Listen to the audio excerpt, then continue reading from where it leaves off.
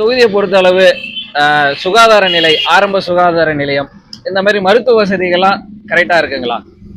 இந்த சங்கராபுரம் சட்டமன்ற தொகுதியை பொறுத்தவரைக்கும், சங்கராபுரம் நகரத்தை பொறுத்த வரைக்கும் மருத்துவமனைகள் இருக்குதோ தவிர மருத்துவர்கள் கிடையாது. மருத்துவர்கள் இரவு நேரங்களில் மருத்துவர்கள் பணியில் அமர்த்துவது கிடையாது.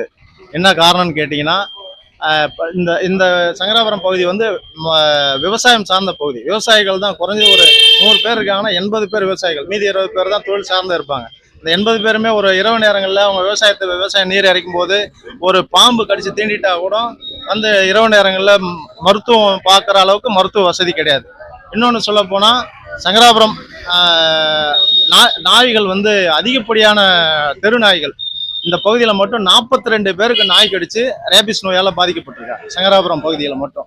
அவங்களுக்கெல்லாம் சரியான சிகிச்சை கொடுக்க முடியல. அந்த மாதிரி அவல நிலை தான் சங்கராபுரம் அரசு சுகாதார நிலையம் இருக்கு. சரிங்க. இப்போ பார்த்தீங்கன்னா சட்ட ஒழுங்கு, அதாவது இரவு நேரங்கள்லையும் சரி மற்ற விஷயத்திலையோ சரி, சட்ட ஒழுங்கு எப்படி இருக்கு? சங்கராபுரம் சட்ட ஒழுங்கை பொறுத்த வரைக்கும் எங்கு பார்த்தாலும் இரவு நேரங்களில் கொலை தான் நடந்துட்டு இருக்கு. காவலர்கள் கிடையாது. அதை ஏற்றுக்கணும். சங்கராபுரம் காவல் நிலையத்தில் இன்னைக்கு வந்து அவங்களுக்கு பணிச்சுமை அதிகமாக இருக்கு. போதிய காவலர்கள் கிடையாது.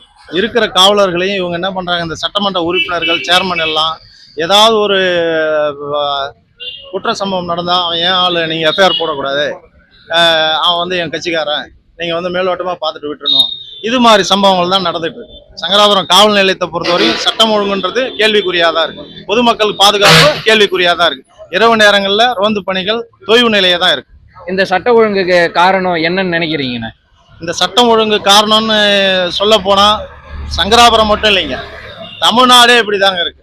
ஐயா முதல்வர் சொல்றாரு, தமிழக மக்களையும் தமிழர்களையும் நான் வந்து தலைகுனிய விட மாட்டேன்னு. அதெல்லாம் கிடையாது. இன்னைக்கு நியூஸ் பேப்பரை எடுத்து பாருங்க, செய்தித்தாளை புரட்டி பாருங்க. வடமாநிலத்திலிருந்து ஒரு நபர் வராரு, தஞ்சம் பிழைக்க வராரு. அவரை ரயில் நிலையத்துல அவரை மட்டும் இல்லாத அவர் குழந்தைகள், அவர் மனைவி அத்தனை பேரையும் வெட்டி சாய்க்கிறான். ரீல்ஸ்ன்ற மோகத்துல வெட்டி சாய்க்கிறான். அப்ப நம்ம தமிழ்நாட்டுல எங்க போச்சு சட்டம் ஒழுங்கு?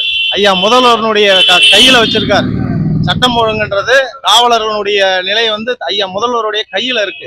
இப்ப நம்ம என்ன நினைக்க தோணுது, அப்ப சங்கராபுரம் மட்டும் இல்லாம தமிழகமே இந்த நிலைமையில் இருக்கு. இன்னைக்கு ஒரு டிஜிபியை போட முடியல, தமிழ்நாட்டுக்கு ஒரு டிஜிபி போட முடியல, அந்த நிலைமையில இருக்கு சட்டம் ஒழுங்கு.